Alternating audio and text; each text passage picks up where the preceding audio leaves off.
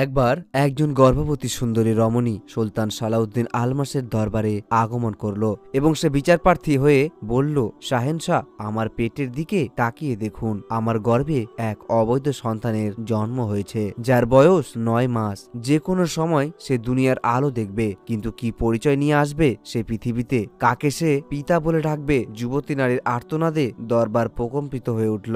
সকলেই সেই নির্যাতিতা নারীর দিকে তাকিয়ে আছে। প্রশ্ন উঠল, যুবতীর গর্ভের সন্তানটি কার? কে তার পিতা?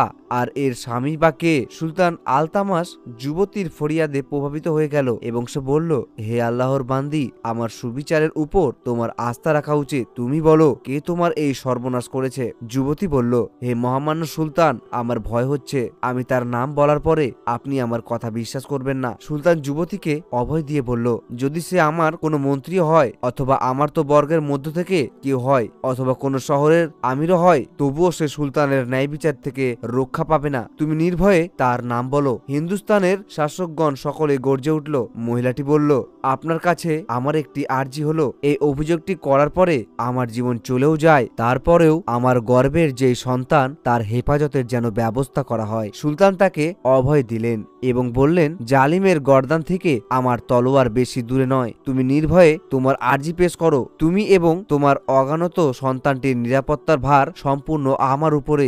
মেয়ে লোকটি অনেকক্ষণ নির্বাক থেকে এবং অনেক চিন্তা ভাবনা করার পরে অবশেষে বলল, এই গর্ভস্থ শিশুটির পিতা হচ্ছে খাজা কুতুবউদ্দিন বখতিয়ার কাকি রহমতুল্লাহি আলাই। খাজা বখতিয়ার কাকি রহমতুল্লাহি আলাইহির নাম শুনে দরবারের সকলের নিঃশ্বাস স্তব্ধ হয়ে গেল এবং দিল্লির সকল শাসকদের মনে প্রশ্ন ঘুরপাক খেতে লাগলো, এও কি সম্ভব? মিথ্যা, মিথ্যা, এই নারীর অভিযোগ মিথ্যা, এটা সত্যি হতেই পারে না। সকলের অভিযোগের তীরের মুখে মেয়ে লোকটি আবার কান্না করা শুরু করে দিল এবং সুলতানের কাছে ন্যায় বিচারের প্রার্থনা করতে লাগলো। সুলতান সালাউদ্দিন আলতামাস ছিলেন খাজা কুতুবউদ্দিন বখতিয়ার কাকি রহমতুল্লাহি আলাইহির একজন মুরিদ। তিনি বললেন, আমার দ্বারা এই বিচার করা সম্ভব নয়। এজন্য তিনি এই বিচারটিকে আদালতের কাছে হস্তান্তর করলেন। কাজী হযরত কুতুবউদ্দিন বখতিয়ার কাকি রহমতুল্লাহি আলাইহিকে সেই মিথ্যা অভিযোগের ভিত্তিতে আদালতে হাজির হওয়ার নির্দেশ দিল। কুতুবউদ্দিন কাকি রহমতুল্লাহি আলাইহি আদালতে হাজির হওয়ার পরে তার সামনে সকল ঘটনাটি সবিস্তারে বর্ণনা করা হলো। অভিযোগ শুনে তিনি বললেন, আস্তাগফিরুল্লাহ, এইটা সম্পূর্ণ মিথ্যা ও বানোয়াট ঘটনা। ইতিপূর্বে না আমি কখনো এই যুবতীকে দেখেছি এবং না তার সাথে আমার কোনো পরিচয় ছিল। তার এই অভিযোগকে আপনারা বিশ্বাস করেন? মহিলা খুব দৃঢ়তার সাথে বলল, আমি আল্লাহকে হাজির নাজির করে জেনে বলছি, কুতুবউদ্দিন বখতিয়ার কাকি আমার গর্ভের পিতা। মহিলাটি এভাবেই একের পর এক কসম খেয়েই চলেছে। বখতিয়ার কাকি রহমতুল্লাহি আলাই হতবুদ্ধি হয়ে সেই যুবতী মেয়ে লোকটির দিকে তাকিয়ে রইলেন। তিনি ভাবতে লাগলেন, এ কেমন আল্লাহর বান্দি? তার মানে কি আল্লাহ রাব্বুল আলামিনের ভয় বলতে কিছুই নেই? মূলত কুতুবউদ্দিন বখতিয়ার কাকি রহমতুল্লাহি আলাইহির বিরুদ্ধে এই ষড়যন্ত্র সাজিয়েছিল সুলতানের দরবারে থাকা কিছু আলেম। তারা চাচ্ছিল সুলতানের দরবারে খানকার যেই প্রভাব রয়েছে কুতুবউদ্দিনের উপর একটি অভিযোগ এনে সেই প্রভাব খর্ব করতে।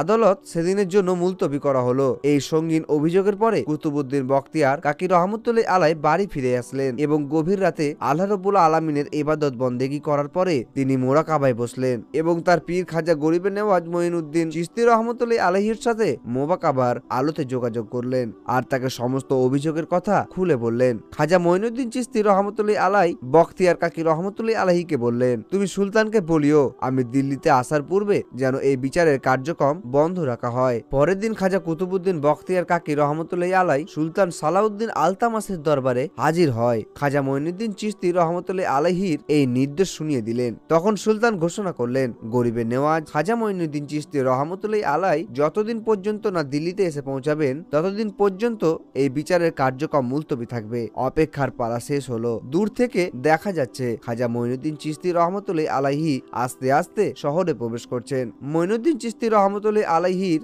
আগমন দেখে হযরত খাজা বখতিয়ার কাকি রহমতুল্লাহি আলাইহির মুরিদ এবং তার বন্ধু বান্ধবের চোখে অশ্রু পরিলক্ষিত হতে লাগলো। প্রত্যেকেই বলতে লাগলো, এবার প্রকৃত দোষী ধরা পড়বে। আল্লাহ রাব্বুল আলামিন খাজা গরিবে নেওয়াজের মাধ্যমে এই বিচারের একটি ফয়সালা করে দিবেন। হযরত সুলতানুল হিন্দ গরিবে নেওয়াজ খাজা মঈনুদ্দিন চিশতি রহমতুল্লাহি আলাইহিকে জনগণ তাদের মধ্যে পেয়ে সকলে অবনত মস্তকে তাকে সম্মান জানালেন এবং বললেন, হে আল্লাহর ওলি, আপনি বদমাশ এবং শয়তানদের জন্য বদদোয়া করুন যাতে সেই দলটি ধ্বংস হয়ে যায়। সুলতানুল হিন্দ বললেন, আমি আনন্দিত হলাম এজন্য যে তোমরা মিথ্যেবাদীদের ব্যক্তিদের সঙ্গ দাওনি। আমি তোমাদেরকে একটা কথা বলছি, শোনো। আমরা সকলেই আল্লাহর বান্দা এবং নবী আকরাম সাল্লাল্লাহু আলাইহি ওয়াসাল্লামের উম্মত। যদি তোমরা ভুলে গিয়ে থাকো তাহলে আমি তোমাদেরকে স্মরণ করিয়ে দিচ্ছি যে শত্রুর জন্য বদদুয়া করা আমাদের নবী সাল্লাল্লাহু আলাইহি ওয়াসাল্লামের সুন্নত বা আদর্শ নয়। তিনি কখনো তার শত্রুদের জন্য বদদুয়া করেননি। যে সমস্ত লোক আকা হযরত মুহাম্মদুর রাসূলুল্লাহ সাল্লাল্লাহু আলাইহি ওয়াসাল্লামের গোলামের জিনজিরে আবদ্ধ,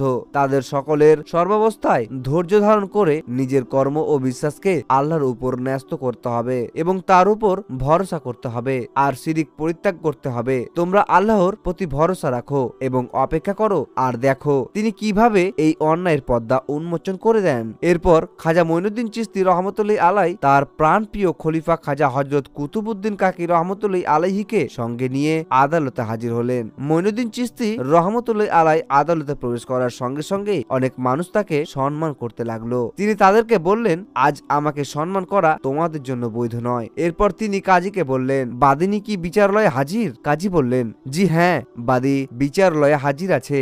এরপর তিনি খাজা মঈনুদ্দিন চিশতি রহমতুল্লাহ আলাইহির সামনে বাদীর অভিযোগ পেশ করতে যাবেন। এমন সময় মঈনুদ্দিন চিশতি রহমতুল্লাহ আলাই তাকে থামিয়ে দিয়ে বললেন, থামো, যেই অভিযোগ একবার উপস্থাপন করা হয়ে গিয়েছে নতুন ভাবে আমাকে আর তা বলতে হবে না, বরং মহিলাকে আমার সামনে উপস্থিত করো। কাজী তাকে খাজা বাবার সামনে উপস্থিত করলেন। হযরত খাজা গরিবে নেওয়াজ মঈনুদ্দিন চিশতি রহমতুল্লাহ আলাই সেই মহিলাকে লক্ষ্য করে বললেন, হে খাতুন, এটা কেমন ভাবে ঘটলো যে তোমার মতো একজন সুন্দরী যুবতী ও সম্ভ্রান্ত নারী তোমার দাবি আদালতের জন্য সুলতানের দরবারে আসতে হলো? মঈনুদ্দিন চিশতি রহমতুল্লাহ আলাইহির মুখমণ্ডল আস্তে আস্তে লাল হতে লাগলো। মহিলা বলল, আমি স্বেচ্ছায় ঘর ছেড়ে আসিনি। আমার এখানে আসার কারণ আপনার প্রিয় খলিফা কুতুবউদ্দিনকে জিজ্ঞাসা করুন। খাজা বাবা মহিলাকে বললেন, হে মহা ইজ্জতদার নারী, তুমি কি আসলেই আমার কুতুবকে জানো এবং চিনো? মহিলা দৃঢ়তার সাথে বলল, এই দুনিয়ায় কুতুবউদ্দিনকে আমার চাইতে আর কে ভালো চিনে? এ কথা বলতে বলতে সে কাঁদতে লাগলো এবং বলল, এই লোক আমার অবিবাহিত স্বামী। সে আমাকে বিয়ে করার প্রতিশ্রুতি দিয়েছিল, কিন্তু আমাকে ভোগ করার পরে যখন তার সন্তান আমার পেটে আসলো তখন থেকে সে তার দৃষ্টি আমার থেকে সরিয়ে নিল। মহিলা তার এই কথাগুলি দুঃখ ভেজা ও কান্না বিজড়িত কণ্ঠে সকলের সামনে উপস্থাপন করছিল। মঈনুদ্দিন চিশতি রহমতুল্লাহ আলাই বললেন, তাহলে তুমি বলছো এই লোক তোমার স্বামী? এরপর তিনি মহিলাটিকে আরো বললেন, তুমি কি আল্লাহকে ভয় পাও না? দেখো, এখনো সময় আছে, নিজের ভুল শুধরে নাও। তুমি মিথ্যা মামলা তুলে নাও এবং তওবা করে তায়েব হয়ে যাও। এমন কোনো পাপ নেই যে পাপ আল্লাহ রাব্বুল আলামিন ক্ষমা করেন না, তিনি তোমাকেও ক্ষমা করে দিবেন। মঈনুদ্দিন চিশতি রহমতুল্লাহ আলাই এ সকল কথা শুনে আদালতের কাজী বলল, আদালত ওয়াজ নসিহতের স্থান নয়, এটা বিচারালয়। এখানে বিচারের প্রয়োজনে যা আবশ্যক তাই হওয়া উচিত। দুনিয়ার মধ্যে যে কোনো ব্যক্তি যে কোনো পাপ কর্ম সম্পাদন করতে পারে। মহিলার বক্তব্যকে কেবলমাত্র এ কারণে মিথ্যা বলে উড়িয়ে দেওয়া যায় না যে আসামি একজন খানকার বসে থাকা বড় খিরকা পরিধানকারী। দিল্লির আদালতে এই কাজীও সেই সকল আলেমদের দলে অন্তর্ভুক্ত ছিল যারা খাজা বখতিয়ার কাকি রহমতুল্লাহ আলাইহির ইজ্জতকে কলঙ্কিত করতে চাচ্ছিল। তারা প্রত্যেকেই খানকা এবং খানকায় দেওয়া শিক্ষাসমূহের বিরুদ্ধাচরণ করেছিল। এরা প্রায় সুফিদের বিরোধিতা করত এবং তাদেরকে ঘৃণার চোখে দেখত। সুলতানুল হিন্দ খাজা গরিবে নেওয়াজ মঈনুদ্দিন চিশতি রহমতুল্লাহ আলাইহিকে বললেন, কাজী সাহেব, আপনার কথা সত্য যে পৃথিবীর যে কোনো মানুষের দ্বারা যে কোনো পাপ সংগঠিত হতে পারে এবং খানকায়ে বসে থাকা কোনো ব্যক্তির দ্বারাও পাপ কাজ সংগঠিত হতে পারে, কিন্তু কাজী সাহেব, আমার খলিফা কুতুবউদ্দিন বখতিয়ার কাকিকে কি আপনার পাপী মনে হয়? আপনার কি মনে হয় তিনি পাপ কাজ করতে পারেন? কাজী সাহেব কিছুক্ষণ নিশ্চুপ রইলেন এবং তাকে বললেন, এ মুকদ্দমায় ব্যাপারটি আমার নিজের নয়। সুলতান আমাকে বিচার কার্য পরিচালনা করার জন্য নিয়োগ করেছেন। অতএব এখানে আমার ব্যক্তিগত মতামত বা ইচ্ছার কোনো দাম নেই। মুকদ্দার বিষয় ও ধারাকে অনুসরণ করেই আমাকে রায় দিতে হবে। এখানে পক্ষপাতিত্বের কোনো সুযোগ বা অবকাশ নেই। এরপর খাজা মঈনুদ্দিন চিশতি রহমতুল্লাহ আলাই বললেন, কাজী সাহেব, কারো বিরুদ্ধে অভিযোগ প্রমাণ করতে হলে কমপক্ষে 4 জন সাক্ষীর প্রয়োজন হয়। এই মহিলা যে অভিযোগ করেছে তার পক্ষে কি সাক্ষী রয়েছে? কাজী সাহেব বললেন, অবশ্যই সাক্ষী রয়েছে। মঈনুদ্দিন চিশতি রহমতুল্লাহ আলাই বললেন, তাহলে সেই সাক্ষীদেরকে ডাকুন।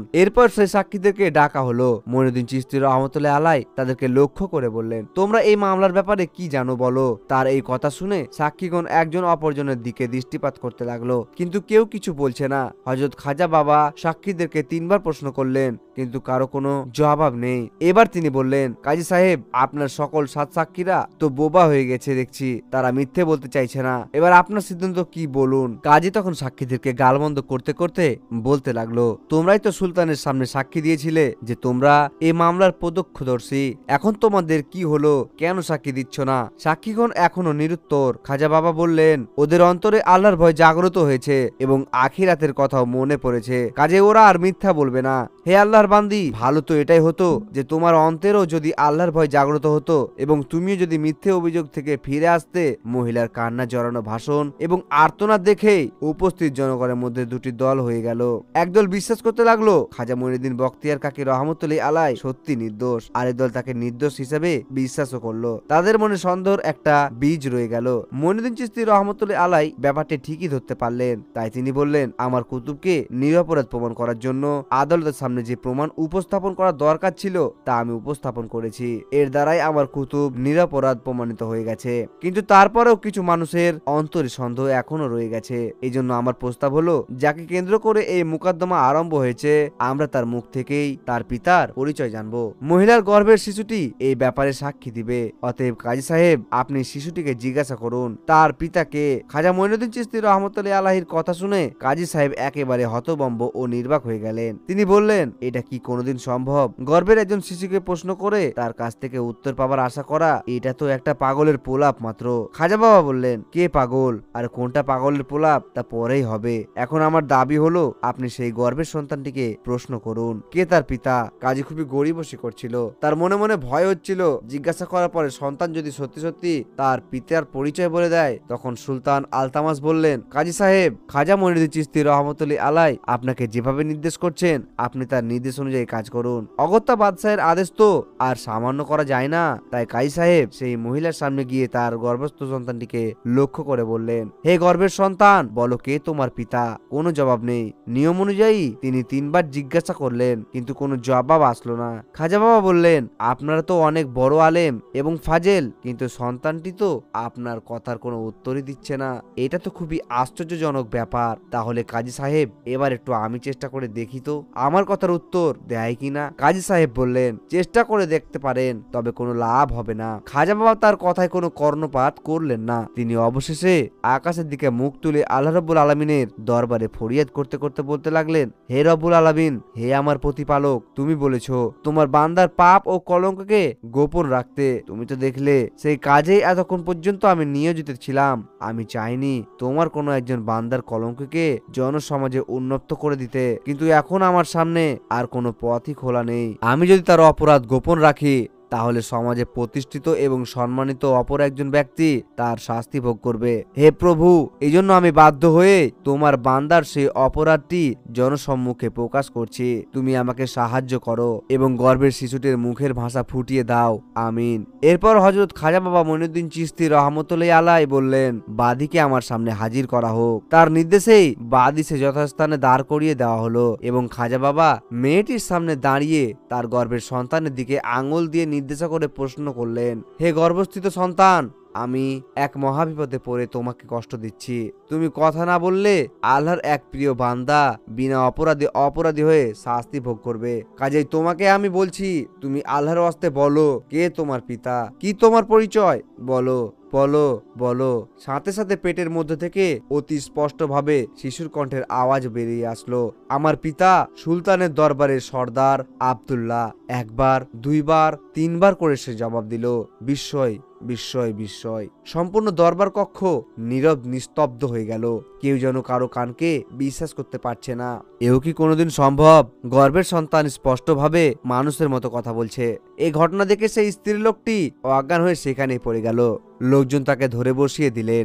এরপর সর্দার তার অনেক মূল্যবান আসন ছেড়ে এসে খাজা বাবার কদমে পড়ে কান্না করতে লাগলো। খাজা বাবা মঈনুদ্দিন চিশতি রহমতুল্লাহ আলাই তাকে সান্ত্বনা দিয়ে বসালেন। একটু পরে লোকটি উঠে দাঁড়িয়ে সম্মিলিত জনতাকে লক্ষ্য করে বললেন, হে মহামান্য বিচারক মণ্ডলী, হে জনসাধারণ, আমি স্বীকার করছি আমার অপরাধ। বিচারের যা শাস্তি হয় আমি তো মাথা পেতে নিব। তার পূর্বে আমি বলতে চাই যে আমি কখনো খাজা কুতুবউদ্দিন বখতিয়ার কাকি রহমতুল্লাহ আলাইহির বিরুদ্ধে ছিলাম না এবং তার প্রতি আমার কোনো হিংসা ও বিদ্বেষও ছিল না। আমি তার ভক্ত অনুরক্ত ছিলাম। মহামান্য সুলতান, আমি কি আপনার বিচারক মণ্ডলীর সদস্যবৃন্দ, আলেম উলামা এবং পরবর্তী কাজী সাহেব যুক্ত হয়ে আমাকে বিশাল অঙ্কের ধনুরাশির লোভ দেখিয়ে এই সম্পূর্ণ ষড়যন্ত্র ও পরিকল্পনা আটে, আর আমি সেই ষড়যন্ত্রের একটি টোপ হিসেবে বাস্তবায়িত হই। তা সত্ত্বেও আমি এই কথাও বলতে চাই যে এমন কাহিনী না ঘটলে হযরত খাজা মঈনুদ্দিন চিশতি রহমতুল্লাহ আলাইহির এমন অদ্ভুত ও বিস্ময়কর কারামত জগতের বুকে প্রকাশ পেত না এবং এটা মানুষের অগোচরেই থেকে যেত। এরপর খাজা মঈনুদ্দিন বখতিয়ার কাকি রহমতুল্লাহ আলাই নিজের আসন ছেড়ে দাঁড়িয়ে বললেন, আমি ঘোষণা দিচ্ছি, এই মামলার সাথে প্রত্যক্ষ বা পরোক্ষভাবে যারা জড়িত ছিল তাদেরকে সকলেই আমি ক্ষমা করে দিলাম। কারো প্রতি আমার কোনো অভিযোগ নেই এবং আমি সুলতানকে অনুরোধ করব তিনি যেন তাদের বিরুদ্ধে কোনো শাস্তির ব্যবস্থা না করেন। হযরত খাজা বাবা বললেন, জনাব কাজী সাহেব, এবার কি বুঝতে পারলেন খানকার ভিতরে কি শিক্ষা দেওয়া হয়? কাজী সাহেবের গোমর ফাঁস হয়ে যাওয়ায় এমনিতেই সে অত্যন্ত লজ্জিত ছিল। তার উপর খাজা মঈনুদ্দিন চিশতি রহমতুল্লাহ আলাইহির এই কথা তার মাথার উপরে যেন নতুন একটি কুঠারঘাত সাব্যস্ত হলো। সে আর মুখ লুকানোর কোনো জায়গায় পেল না। অতঃপর সে খাজা বাবার চরণে পড়ে কান্না করতে লাগলো। তখন খাজা বাবা মঈনুদ্দিন চিশতি রহমতুল্লাহ আলাই সুলতানকে বললেন, আমার কুতুব যে সাধারণ ক্ষমা ঘোষণা করেছে সেটা পালিত হলে আমি আনন্দিত হব। আরে সর্দার, তোমাকে বলছি, তুমি এই মেয়েকে বিয়ে করে তাকে স্ত্রীর মর্যাদা দিয়ে ঘরে তুলে নাও। এরপর সকলকে সালাম জানিয়ে খাজা বাবা কুতুবউদ্দিন বখতিয়ার কাকি রহমতুল্লাহ আলাইহিকে নিয়ে নিজ দরবার ছেড়ে চলে গেলেন। তাদের পিছনে পিছনে দিল্লিবাসীর ঢল নেমে আসলো। আলেম ওলামা যারা এই ষড়যন্ত্রে লিপ্ত ছিল তারা দরবার থেকে নেমে এসে বাবা ও কুতুবউদ্দিন বখতিয়ার কাকি রহমতুল্লাহ আলাইহির পায়ে পড়ে কান্না করতে করতে বলতে লাগলো, আসলে কি আমরা ক্ষমা পেলাম? খাজা বাবা বললেন, আমরাও ক্ষমা করেছি, বাকিটা আল্লাহর ইচ্ছা।